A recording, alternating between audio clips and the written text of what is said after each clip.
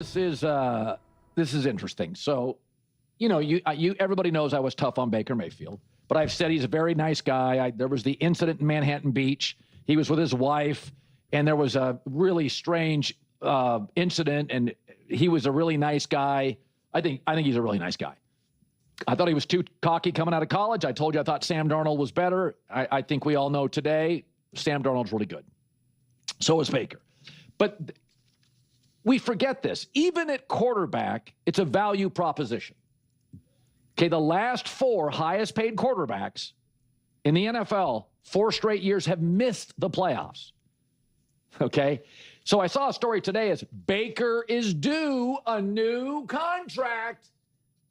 Okay, what makes Baker so appealing now is not his size, he's 6'1", or his athleticism, or his resume, 1 playoff win.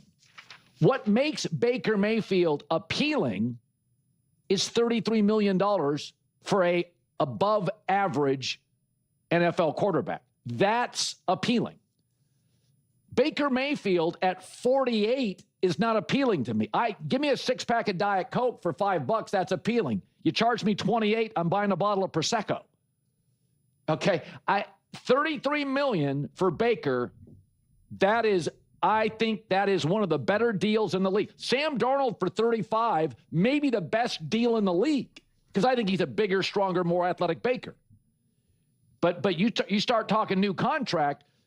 I mean, it's $5 footlong at Subway. I ate a lot of those. $13, I'll pass. Right? So we think you got to get value on everybody except the quarterback. No, Josh Allen at $60 million has no Pro Bowlers on defense, and Mahomes near $60 million has no run game, and they're getting really old, and they had to get rid of Trent McDuffie. So, Baker Mayfield last year was not bad, but he's a little coordinator dependent. Josh Allen's good regardless of coordinator. Mahomes is good regardless of coordinator. I think Justin Herbert is good. Joe Burrow is good regardless of coordinator. Baker Mayfield was much better with Liam Cohen and Dave Canales than last year. He's a little coordinator reliant. Now, we've said this about Nick Sirianni. And I don't like this at all. When a head coach is coordinator dependent, get a new head coach. You don't have to get rid of your quarterback. I think Jalen Hurts is another guy. Jalen Hurts is very reliant on who's the coordinator. Okay. Oh, man. Baker Mayfield and Jalen Hurts fans, unite right now. You guys love going at each other, at least in this comment section. Aw, man, I want to take this video in so many different directions. This is going to be a Baker Mayfield video. This is going to be a Tampa Bay Buccaneers video. But I might have to make another one about Jalen Hurts and the Philadelphia Eagles, because there's so much here. Let's talk about coordinators and how they relate to coaches. Colin just said that it's great now to have coaches who don't call plays. He talked about Sean Payton, saying, I think coaches don't want to call plays. And Harbaugh is coordinator dependent, that's why he had to go get Mike McDaniel. Oh my God. And now Sean Payton isn't calling plays anymore. It's a different conversation altogether. First of all, how can you say that Patrick Mahomes isn't coordinator dependent? He's had Andy Reid. For those of you who don't know, when your head coach is Andy Reid, your coordinator doesn't really matter that much. Let's be very clear about that. Mahomes has had multiple coordinators, sure, whatever you say. Also, if you wanted to argue that coordinators do matter, which is kind of funny because Chiefs fans are now saying, we got Bieniemy back. The offense is going to be so much better now. So then, by that logic, Mahomes is coordinator dependent, because he hasn't looked great in 23, 24, 25. His stats haven't been great. His level of play has literally been declining. I'm just saying. You have to be clear about how you view the NFL and how you view reality. So yeah, I think all quarterbacks are fundamentally coordinator dependent. And roster dependent. But it's a spectrum. There are quarterbacks who are more resilient than others. I do not think Lamar Jackson is a better quarterback than Patrick Mahomes. I don't think that at all. No matter who the coach is, Andy Reid, Sean McVay, whoever, Mahomes is a better quarterback.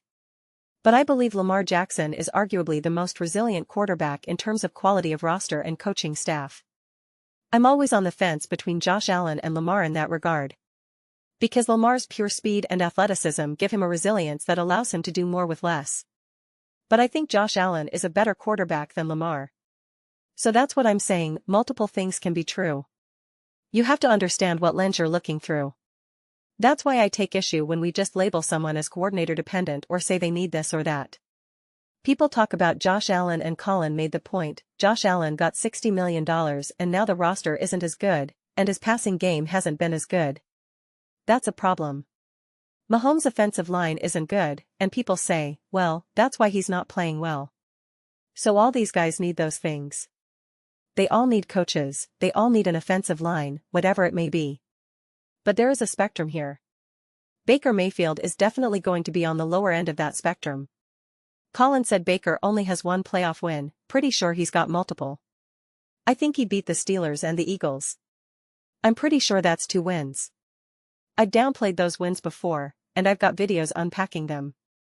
I only did that because Nick Wright said Baker Mayfield was one of the greatest playoff performers of all time, and I was like, okay, wow. You're backing me into a corner. Now I have to make this video. Not my fault. But I'm pretty sure it's just 2 wins. I think he's only played in 4 playoff games total, something around there. But yes, I do think Baker Mayfield's superpower right now is how little you're paying him. And it's such an interesting, thought-provoking question. If you can get a quarterback at Baker's level, a Daniel Jones level, and get them on the contract Baker got, are you better off than having Josh Allen at $60 million? And it's so hard because the answer is both yes and no. I was so excited to see what Daniel Jones could do with Shane Steichen.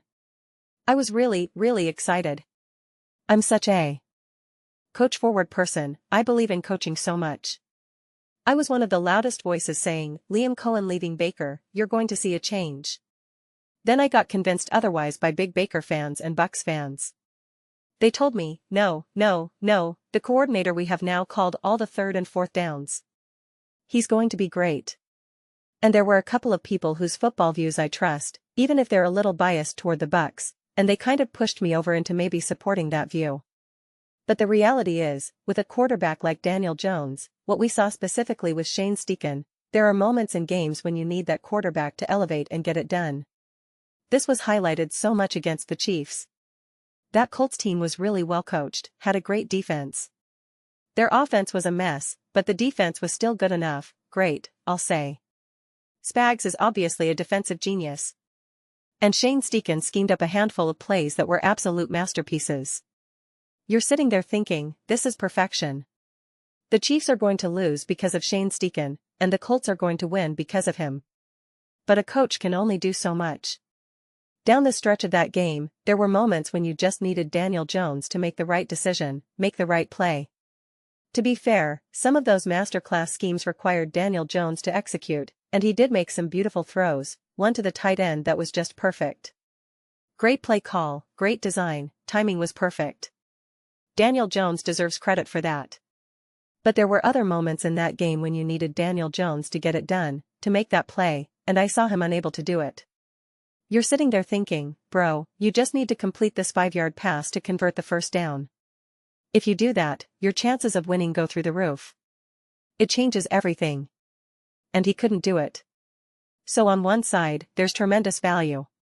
You legitimately can win, and keep winning, when you have a quarterback at a lower level that you're not paying much, paired with a great coach, a great roster, and elite defense.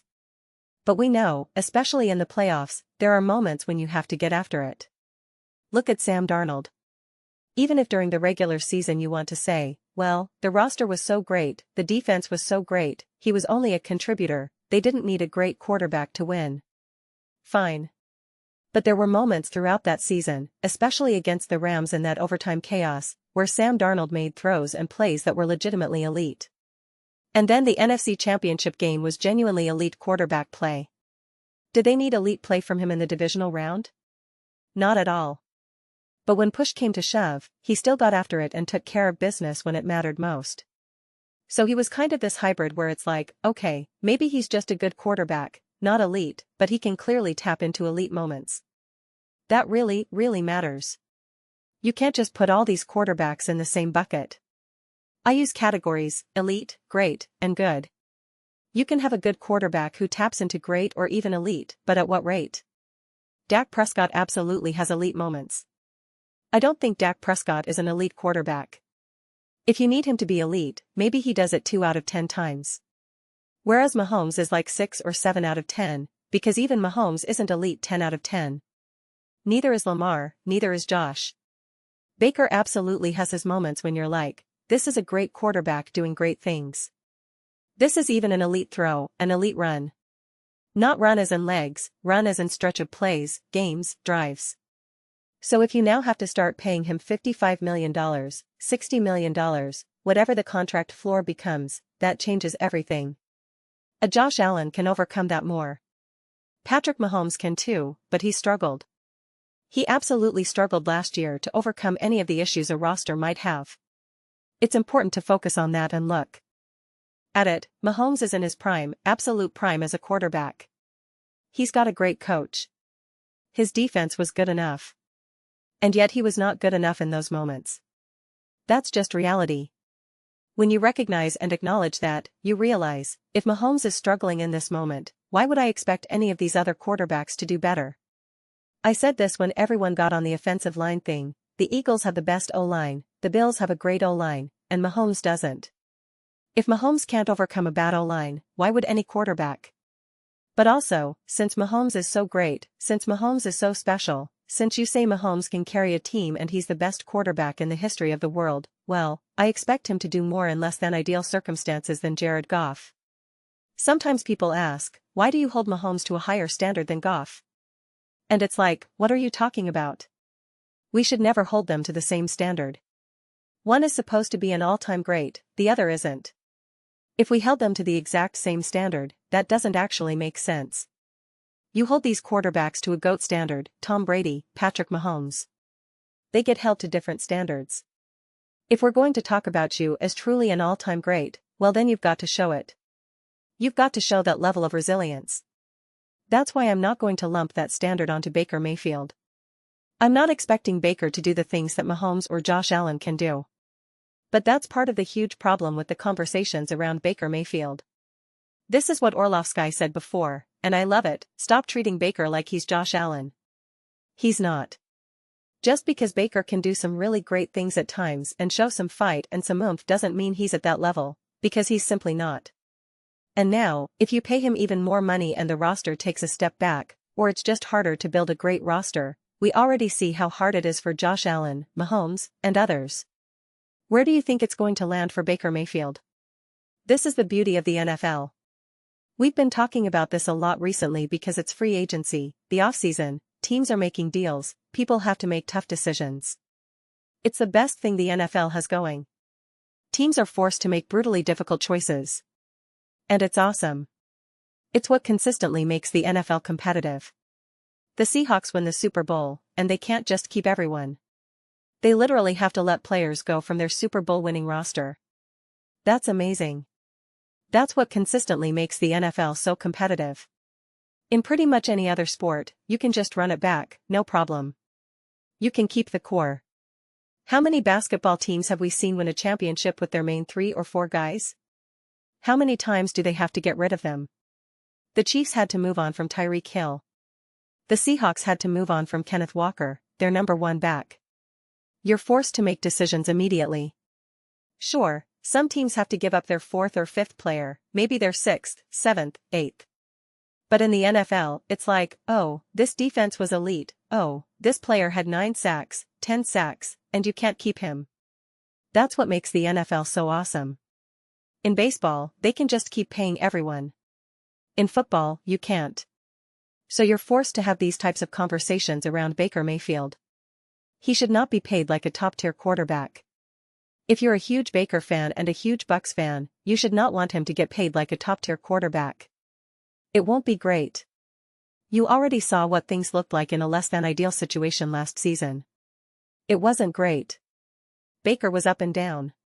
He didn't make the playoffs. And don't tell me about injuries, Baker played essentially the exact same way all throughout.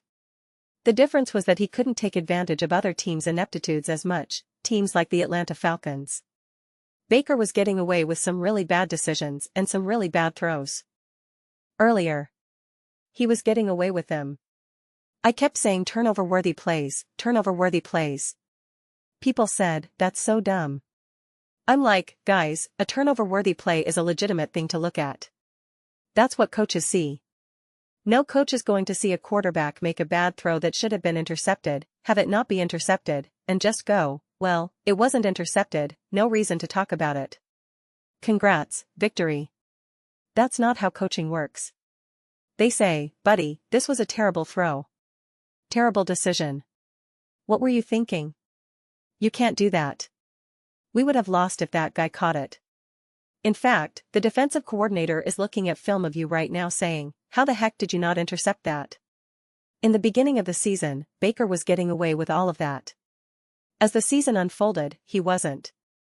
It all caught up. That's something to keep in mind. I think I've been very fair to Baker Mayfield. People sometimes say, oh, you troll, you troll. I didn't troll Baker once here. In fact, I defended him and spoke positively about him. I easily could have had a take like, yeah, he's coordinator dependent, he's this, he's that. But I'm saying every quarterback is, it's a spectrum. Baker's not at the bottom end. He's certainly not at the high end either. He's probably right in the middle. Those are just my thoughts. I'd absolutely love to hear yours. What do you all think about Baker Mayfield? Do you think he should get paid like a top-tier quarterback? Let me know your thoughts. I read every single comment. Whether you agree with me or disagree with me, either way, let's get into some discussions. Let's get into some debates. But ultimately, let's just have some fun. Please do consider subscribing. We're building an amazing community here, and I'd absolutely love to see you be part of it. I want to build something that we all genuinely feel connected to. Something we're really excited to be part of. I think we're well on our way to doing that. Please don't forget to give this video a thumbs up, it really does help with visibility and the algorithm. Thank you so much. See you next time.